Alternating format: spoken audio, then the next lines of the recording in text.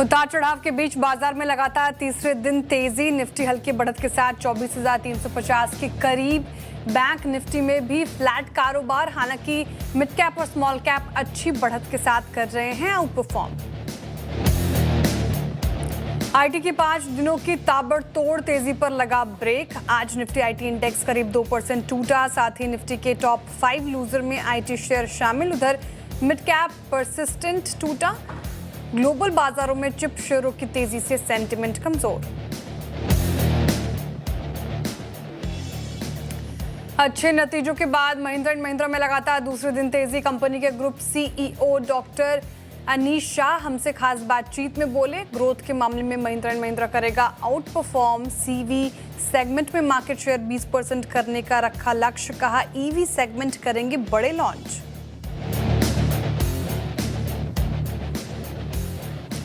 Defence और capital goods शेयरों में जोरदार तेजी। 2% से ज्यादा चढ़े दोनों सेक्टर इंडेक्स। साथ ही कैपिटल मार्केट और ऑटो सेक्टर भी 1% से ज्यादा ऊपर, लेकिन एफएमसीजी शेयरों पर आज हल्का दबाव। बिग स्टॉक स्पॉटलाइट और चार्ट जीपीटी का डंका। नतीजों और ब्रोकरेजेस के बुलिश रिपोर्ट से hyundai में टॉप गियर, करीब 8% उछलकर बना आज का हीरो। साथ ही रिजल्ट के बाद बजाज फाइनेंस 6% चढ़कर लाइफ हाई पर। वहीं ग्लोबल बाजारों में चिप शेयरों की तेजी से हिताची और जीई वर्नोवा भागे, लेकिन रिजल्ट के बाद फिसला स्विगी। उधर मजबूत चार्ट से चले लॉरस लैब्स और बजाज ऑटो। खराब नतीजों के बाद थर्मैक्स में तेज बिकवाली। शेयर करीब 11% टूटकर बना एक्सीडेंट ऑफ द डे। साथ ही एलआईसी हाउसिंग में भी गिरावट। शेयर 3% गिरकर वायदा का टॉप लूजर बना। उधर रिजल्ट के बाद एडब्ल्यूएल एग्री 3% भागा।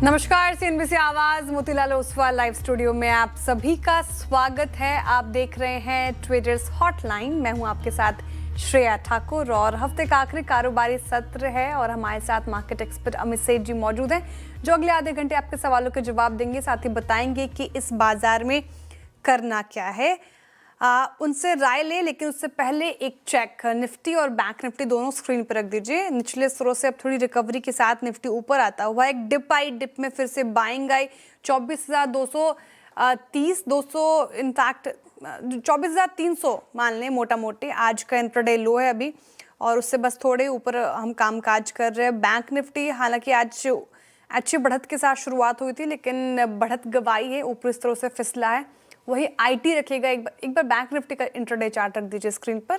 ऊपरी स्तरों से फिसला है बैंक निफ्टी। और अब आईटी रख दीजिएगा एक बार स्क्रीन पर। आईटी में हालांकि रिकवरी देखने को मिल रही है, लेकिन अभी भी 2% इंडेक्स नीचे कामकाज करता नजर आएगा। अच्छी चीज इस मार्केट में आज, जो कि हमने सुबह आपको बताया था कि chart GPT space, auto space आज रखे फोकस में, वहां पर अच्छा मोमेंटम देखने को मिल रहा है। स्टॉक स्पेसिफिक एक्शन अच्छा है। एक बार कंट्रीब्यूशन प्लेट भी दिखा दीजिए। निफ्टी और बैंक निफ्टी दोनों के ही ब्रेथ इंटैक्ट है। मिड कैप और स्मॉल कैप में अच्छी तेजी। निफ्टी के कंट्रीब्यूशन में इस बार मुझे एक बार इस स्क्रीन पे दिखाइएगा। Mahindra and Mahindra auto pack के काउंटर्स दिखेंगे आपको। साथ ही रिलायंस जैसा दिग्गज कारोबार कर रहा है, बजाज फिनसर्व और साथ ही हिंडाल्को जैसे काउंटर साथ दे रहे हैं। बैकफुट पर आईटी स्टॉक्स हैं, हालांकि रिकवरी देखने को मिल रही है। इन्फोसिस, टीसीएस, एचडीएफसी बैंक और आईटीसी शामिल।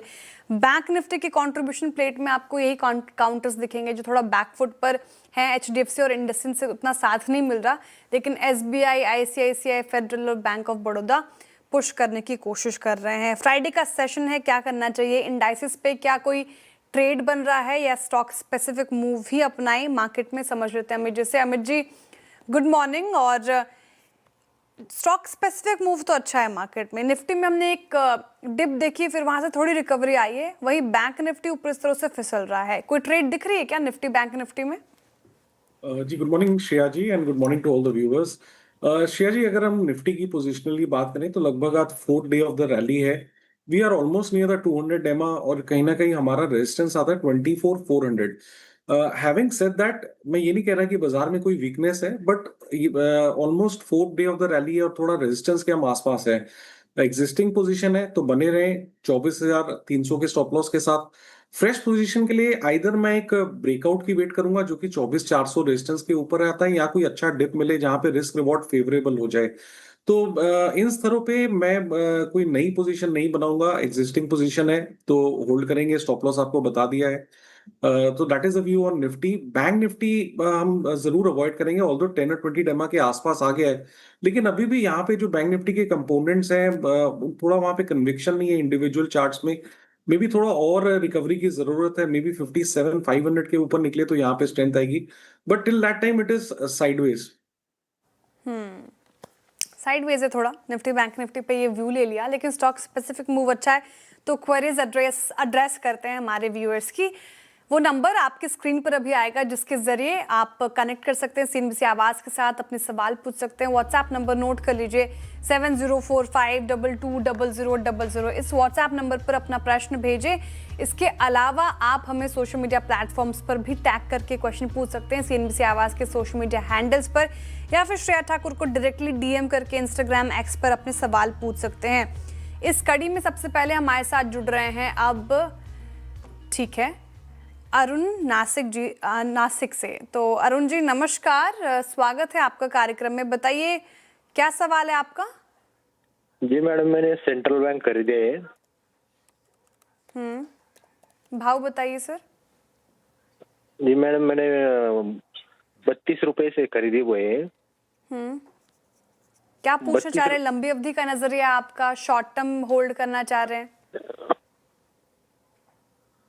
हाँ मैडम, मैंने वो अभी वो 33 रुपए के भाव पे खरीदे सेंट्रल बैंक।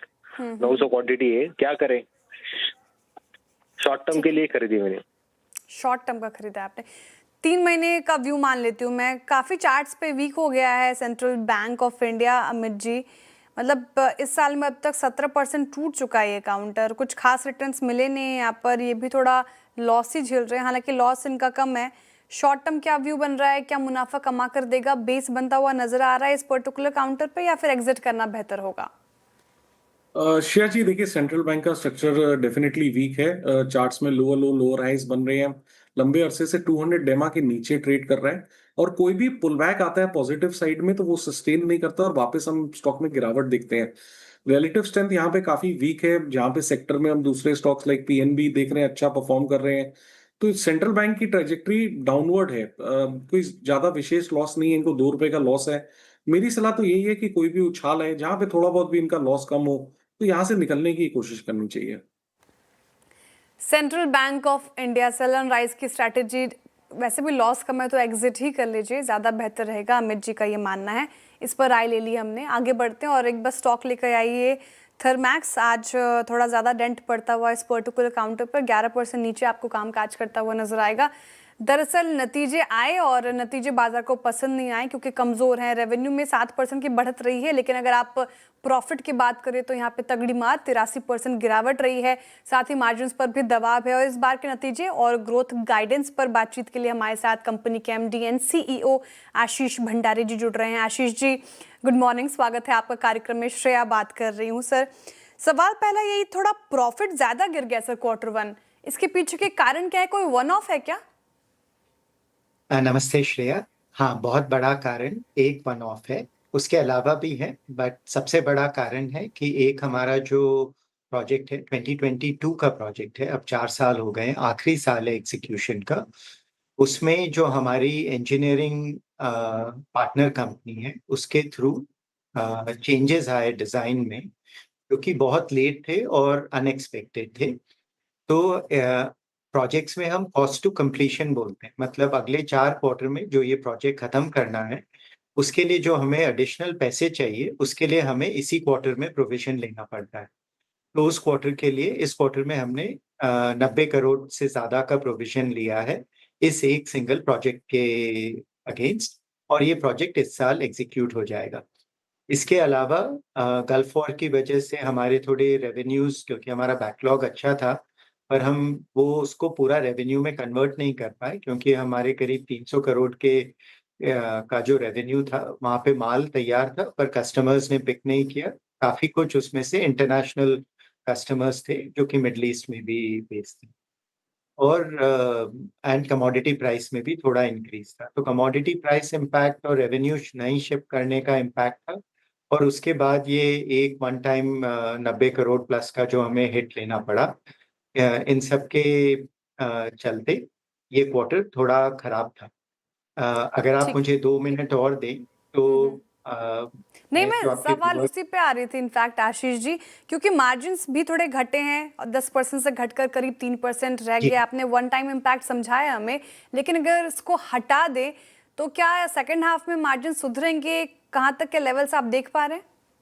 सिग्निफिकेंटली सुधरेंगे, क्योंकि दो कारणों की वजह से। हम्म। पहला, जो आप हमारा रेवेन्यू बैकलॉग देखेंगे अब 14,000 करोड़ से ज्यादा का है, और जो हमने इस क्वार्टर किया वो खाली 2,300 करोड़ था। तो जैसे ही हमारा रेवेन्यू 3,000 करोड़ प्लस उसके तरफ जाता है, हमने हर बार देखा है हमें जो मैन्युफैक्चरिंग और बेस कॉस्ट का जो लेवरेज मिलता है वो बहुत सिग्निफिकेंट होता है। और जो हमारा बैकलॉग है उसमें अब काफी इंटरनेशनल प्रॉफिटेबल प्रोजेक्ट्स भी हैं। तो जैसे जैसे वो क्वार्टर, इवन Q2 ऑनवर्ड से ही, Q2 में भी आप सिग्निफिकेंट इम्प्रूवमेंट देखेंगे, एंड Q3 एंड Q4 में आप कंटिन्यूड इम्प्रूवमेंट देखेंगे। जैसे जैसे वो बैकलॉग रेवेन्यू में डेवलप होगा, प्रॉफिटेबिलिटी में पिछले साल के कंपैरिजन में अच्छा जंप आप देख पाएंगे, प्रॉफिटेबिलिटी परसेंटेज और टोटल प्रॉफिटेबिलिटी दोनों चीजों में। उसके अलावा जो हमारा जो एकाध जो एरियाज है जहां हमारे कंटिन्यूड लॉसेस हैं, जैसे कि ये प्रोजेक्ट भी, ये सारे प्रोजेक्ट्स और ये सारे लॉस मेकिंग एरियाज हम इस साल हमारी बुक से क्लीन करना चाहते हैं, ताकि ये जो पिछले एंड हमने बोला भी है कि हमने पिछले 30 साल में कोई इस टाइप के प्रोजेक्ट्स नहीं लिए हैं जो कि लॉस मेकिंग और उस गवर्नमेंट प्रोजेक्ट्स जिसमें लंबा ड्यूरेशन सिविल कंस्ट्रक्शन वगैरह हो। दिस ईयर में ये सारे प्रोजेक्ट्स क्लीन अप हो जाएंगे, ताकि आगे से इवन एक क्वार्टर में भी ऐसी वोलेटिलिटी नहीं देखने को मिले। ये प्रयास है। तो आगे चलकर कोई एग्जीक्यूशन में दिक्कत नहीं देख पा रहे हैं आशीष जी? आपने 90 करोड़ से ज्यादा के कॉस्ट ओवररन के कारण तो बताए, तो ये सिर्फ प्रोजेक्ट तक सीमित है या फिर एग्जीक्यूशन रिस्क अभी भी दिखता है आपको? एग्जीक्यूशन रिस्क, कमोडिटी वोलेटिलिटी कम एनवायरनमेंट है, एनवायरनमेंट ओवरऑल अगर मतलब स्पेशली जो हमारे एक्सपोर्ट्स हैं जो कि टिपिकली ज़्यादा प्रॉफिटेबल होते हैं, और उनमें अगर ये वोलेटिलिटी हो, अभी जैसे काफ़ी इक्विपमेंट है जो सुएज कैनाल के थ्रू जा रहा है, और फिर वो सुएज कैनाल वाला राउट भी अगर स्टॉप हो जाए या कुछ हो जाए, एंड तो इन सब से थोड़ी कमोडिटी वोलेटिलिटी की रिस्क है, बट उसके अलावा एग्जीक्यूशन रिस्क नहीं होनी चाहिए। बाकी सब जो बैकलॉग है हमारा काफी अच्छी क्वालिटी का है। ओके। आशीष जी, आपने कहा कि गल्फ वॉर से डिलीवरीज काफी प्रभावित हुए, तो अब क्या सप्लाई चेन नॉर्मल हो गई या फिर अभी भी कोई चैलेंजेस नजर आ रहे हैं? सप्लाई चेन बीच में लगा था नॉर्मल होने लगी है। अब पिछले एक हफ्ते में जो जो हाल है, अब कोई भी नहीं कह सकता क्या होगा। इंटरेस्टिंग पार्ट है कि जो कस्टमर्स हैं मिडल ईस्ट के, वो ऑर्डर एक्टिविटी में स्टिल बहुत स्ट्रांग है। मतलब काफी प्रोजेक्ट एक्टिविटी, बल्कि थोड़ा सा रिकंस्ट्रक्शन का एफर्ट है उसकी भी इंक्वायरीज और वो सब आने लग गई हैं। कस्टमर्स एक्टिव हैं, बल्कि स्पेंड भी कर रहे हैं, पर माल शिप करने में और पिकअप में कंस्ट्रेंट्स हैं। सो ये कैसे पूरे साल का पैन आउट होगा मैं नहीं कह सकता। अगर मैं कह पाता तो जो काफी पॉलिटिशियंस है जिनको भी नहीं पता कि क्या होगा, मुझे कहना गलत रहेगा। बट ये मेरे ख्याल से शॉर्ट टर्म वोलेटिलिटी है, थोड़ा सा ऊपर नीचे।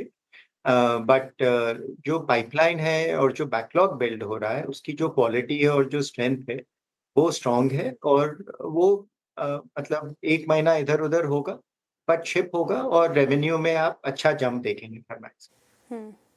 तो रेवेन्यू, अच्छा एक और आखिरी सवाल, तो ये जो ऑर्डर बुक है आशीष जी आपकी अच्छी बढ़ी है, 23% बढ़कर 14,000 करोड़ के ऊपर पहुंच गई है, तो ये ऑर्डर बुक को रेवेन्यू में बदलने की रफ्तार अच्छी रहेगी?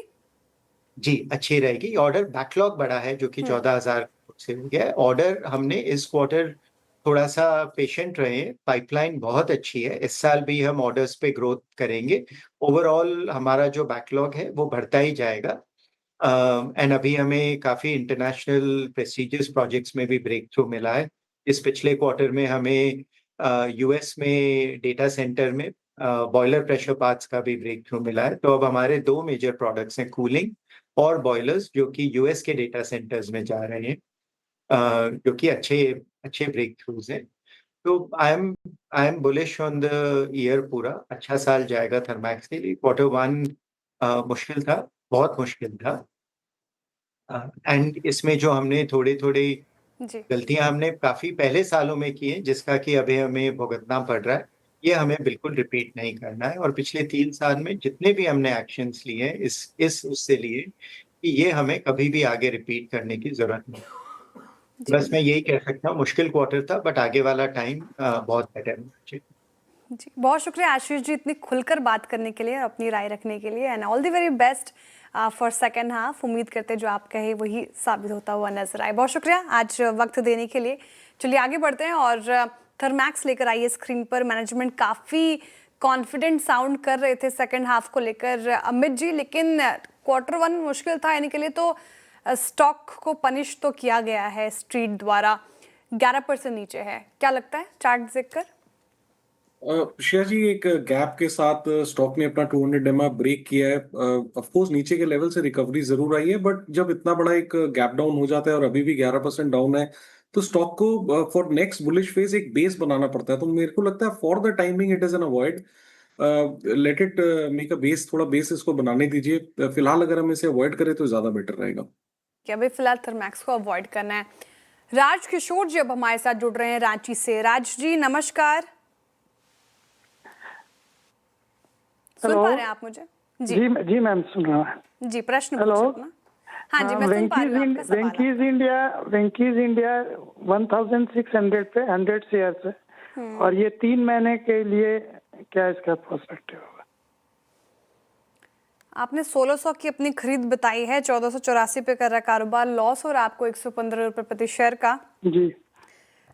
एक महीने में मात्र 4% का रिटर्न दिया है इसने और बहुत ही कंसोलिडेट किया है पूरे साल अमित जी इस काउंटर ने। और मैं देख पा रही हूँ इसका हाई 1800 का है, 52 वीक हाई इनफैक्ट। क्या लगता है ये काउंटर कुछ करेगा, मुनाफा कमा कर देगा? इनफैक्ट इनका लॉस कम होगा क्या यहाँ पर? क्योंकि 2018 में 3714 तक गया था, बहुत ही मैसिव करेक्शन देख ली इस काउंटर ने। श्रेया जी बिल्कुल सही कह रहे हैं, बट काफी वॉलेटाइल चार्ट है। आप देखें रिसेंटली मई मंथ में 1800 था, वापस 1450 के आसपास है और पिछले एक महीने से एक टाइट कंसोलिडेशन कर रहा है। लेकिन अभी भी कोई यहाँ पे साइन ऑफ मोमेंटम नहीं है। कोई चार्ट्स पे देख के ऐसे नजर नहीं आ रहा कि ये कंसोलिडेशन कंप्लीट हो गया and it is ready to move up. हमारा सपोर्ट यहाँ पे लगभग इमीडिएट स्विंग और मूविंग एवरेजेस का लगभग 1460 के आसपास आता है। 1460 अगर टूटेगा तो दिक्कतें बढ़ेंगी। मेरी तो सलाह ये है कि अगर कोई भी उछाल है जहां पे आपका लॉस कम हो तो आप एग्जिट करने की कोशिश करें। कोई भी उछाल में आपको यहाँ से निकलना है, लॉस कम करके निकलना है, एग्जिट की सलाह है। चलिए ये तो बात हो गई वेंकीज की। वक्त हो रहा है एक छोटे से ब्रेक का, लेकिन ब्रेक के उस पार आपके सवालों का रहेगा इंतजार। सोशल मीडिया प्लेटफॉर्म्स पर आप टैग करके मुझे क्वेश्चन पूछ सकते हैं। जल्द लौटते हैं।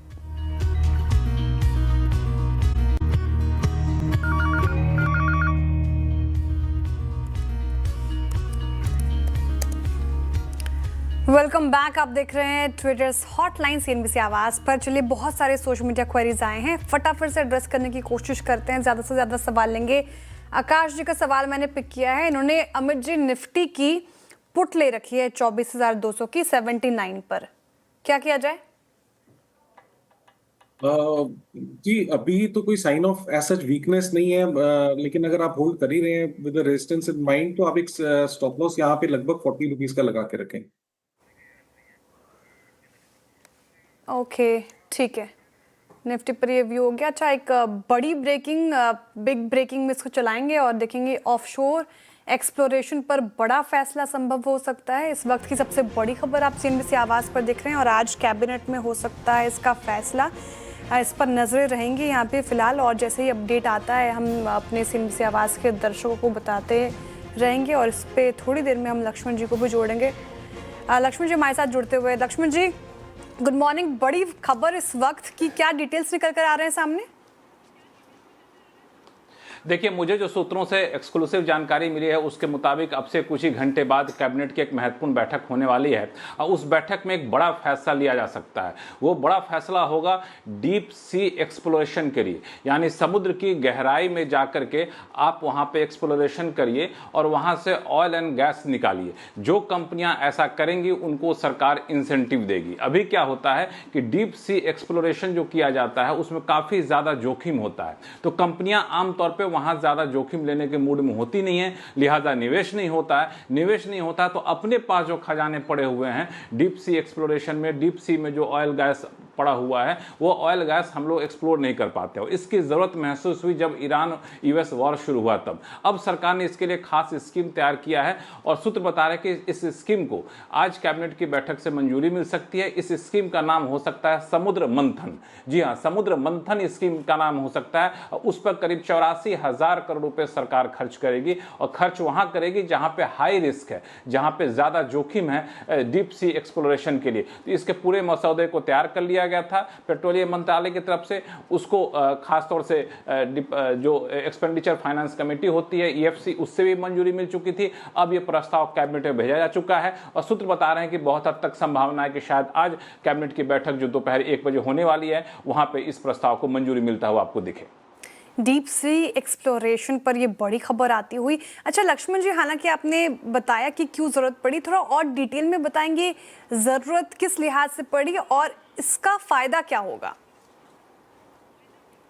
देखिए, दरअसल ये जो है इसकी जरूरत की सबसे ज्यादा अहमियत यह है कि अब सरकार चाहती है कि हमारे पास यानी भारत के पास खुद ऑयल, कच्चा तेल और गैस का भंडार हो, कम से कम स्ट्रेटेजिक रिजर्व ज्यादा हो। अब स्ट्रेटेजिक रिजर्व बनाने के दो ही उपाय हैं, या तो आप बाहर से इंपोर्ट कर लीजिए या फिर घरेलू मामले पर यहाँ पे बना कर रखिए। तो बाहर से इंपोर्ट करने के लिए अब तक स्ट्रेट ऑफ हॉर्मुज बंद होने के बाद 40 अलग अलग देशों से सरकार ने कच्चे तेल और गैस का आयात तो किया, लेकिन ये एक स्थायी उपाय नहीं हो सकता। बहुत सारे रिसर्च हुए जिसमें कहा गया कि भारतीय ओशन में जो है कई सारे कच्चे तेल का, नेचुरल गैस का बहुत बड़ा भंडार है, लेकिन उसको एक्सप्लोर कैसे किया जाए। छोटे छोटे एक्सप्लोरेशन किए जाते हैं ओएनजीसी जैसी कंपनियों की तरफ से, लेकिन बड़े एक्सप्लोरेशन की काफी ज्यादा दरकार है। तो ये कंपनियां आगे बढ़ करके बड़े एक्सप्लोरेशन करें, जोखिम लें। अगर कई बार खुदाई करते हैं, एक्सप्लोर करते हैं, नहीं मिल पाता है तो इन्वेस्टमेंट उनका बेकार जाता है। तो उस इन्वेस्टमेंट को सरकार बैक करेगी, यानी गारंटी देगी कि आपका इन्वेस्टमेंट बेकार नहीं जाएगा, नुकसान होगा तो कुछ हम भी झेलेंगे। इसलिए देखेंगे इसकी रकम काफ़ी ज़्यादा है, करीब 84,000 करोड़ रुपए है। और इस स्कीम को लागू करने के बाद सरकार कोशिश कर रही है कि जितना हो सके कच्चे तेल के मामले पर, नेचुरल गैस के मामले पर हम खुद आत्मनिर्भर बने, चूँकि हमारे पास कई सारी देसी कंपनियाँ हैं जो डीप सी एक्सप्लोरेशन करती हैं, जिसमें ओएनजीसी, ऑयल इंडिया जैसी कंपनियां हैं। तो उन सब कंपनियों को या फिर ऐसी कंपनियों को जो इस एक्टिविटी में प्रत्यक्ष अप्रत्यक्ष तौर पर जुड़ी हुई हैं, ड्रिलिंग में जुड़ी हुई हैं, उनके लिए एक सरकार इंसेंटिव देगी। बहुत बड़ी खबर इस वक्त की लक्ष्मण जी, शुक्रिया जानकारी के लिए। तो आत्मनिर्भर भारत के तहत एक और स्कीम समुद्र मंथन, इस पर बैठक हो सकती है और सबसे पहले आप डिटेल खबर देखेंगे सिर्फ और सिर्फ सीएनबीसी आवाज़ पर। हमें कच्चे तेल पर ज़्यादा निर्भर ना होना पड़े, इसके लिए ये कदम उठाए जा रहे हैं और जिस गल्फ वॉर के चलते इसकी ज़रूरत महसूस हुई है। स्टॉक दिखाएंगे मुझे एक बार, ऑयल इंडिया निचले स्तर से रिकवर होता हुआ जिस खबर के बाद, एक बार ओएनजीसी भी दिखा दीजिए, वहाँ पे कोई खास एक्शन है नहीं, लेकिन देखते हैं कि अब स्टॉक स्पेसिफिक ये सारे स्टॉक्स ही ऑब्वियसली कंपनीज यहाँ पर पार्टिसिपेट करते हुए नजर आएगी। ऑयल इंडिया थोड़ा गिर रहा था, लेकिन अमित जी इस खबर के बाद निचले स्तरों से रिकवरी आती हुई और अब इन ग्रीन जा रहा है। तो ये स्कीम अगर पास होती है तो ये तो खबर पे रिएक्ट करेगा, लेकिन चार्ट्स कैसे नजर आ रहे हैं आपको? जी share, in comparison to other stocks Oil India का चार्ट बेटर है, बिकॉज इस स्टॉक ने जो रिसेंटली जो नीचे से रैली आई थी 200 MA रिगेन कर लिया, हल्का फुल्का पुल बैक आया था, मूविंग एवरेजेस पे सपोर्ट लेके एक हायर लो एस्टैब्लिश किया है और करंटली 20 MA के ऊपर ट्रेड कर रहा है। तो यहाँ पे स्ट्रक्चर पॉजिटिव है as long as stock is trading above 445 rupees. चलिए ठीक है, इस पे व्यू हो गया और ये इस वक्त की सबसे बड़ी खबर आपने सीएनबीसी आवाज़ पर देखी। अच्छा, कुछ एक आध क्वेश्चंस और ले लेते हैं, फिर शो को वाइंड अप करने की ओर बढ़ेंगे। दीपक जी ने पूछा था एसएमएल महिंद्रा पर, एसएमएल महिंद्रा रखिएगा स्क्रीन पर, और इन्होंने 4,550 में खरीदा है स्टॉक को, 45 स्टॉक हैं। और उस खबर के बाद हमने कल एक अच्छी तेज़ी देखी थी, आज भी देखिए 5% ऊपर है। ट्रैक्टर वाला कारोबार इसमें आता हुआ और एक बार रखिएगा स्क्रीन पर 1 महीने का चार्ट, इसका 40% भाग गया है, बहुत अच्छे प्रॉफिट में है, क्या किया जाए? शेयर जी 2-3 दिनों से आप यहाँ पे हम एक अच्छी स्ट्रेंथ देख रहे हैं। एक स्ट्रॉन्ग मूव आया, लगभग 4000 से स्टॉक 5700 के आसपास आ गया, 5765 ब्रेकआउट आया 5300 के ऊपर। कल के सत्र में गैप अप देखा, गैप अप आज भी सस्टेन कर रहा है और एक नया हाई दिखा रहा है। तो जब स्टॉक ऐसे मूव करता है तो the best thing is to protect your profit by trailing the stop loss. तो हमें अब अगर पोजीशन है तो स्टॉप लॉस ट्रेल करके 5650 तक ले आए और इस ट्रेंड को राइड करें। ओके, ट्रेंड को राइड करना है, ट्रेंड काफ़ी पॉजिटिव है। तो महिंद्रा अपनी ट्रक और बस बिजनेस को एसएमएल महिंद्रा में शिफ्ट करेगी, एसएमएल महिंद्रा को देगी। तो आप स्टॉप लॉस ज़रूर से मेंटेन कर लीजिए क्योंकि अच्छे प्रॉफिट में 5650 का स्टॉप लॉस मेंटेन कीजिए और इसे होल्ड कर सकते हैं। बहुत शुक्रिया अमित जी आज हमारे साथ जुड़ने के लिए, तमाम सवालों के जवाब देने के लिए, और दर्शकों का भी बहुत बहुत आभार। बहुत सारे सवाल आए थे सोशल मीडिया प्लेटफॉर्म्स पर, मंडे फिर से इसको एड्रेस करने की कोशिश करेंगे, लेकिन अपने सवाल भेजना मत बंद कीजिएगा। एक छोटा सा ब्रेक, और ब्रेक के उस पार देखिए आशीष के साथ खिलाड़ी नंबर 1।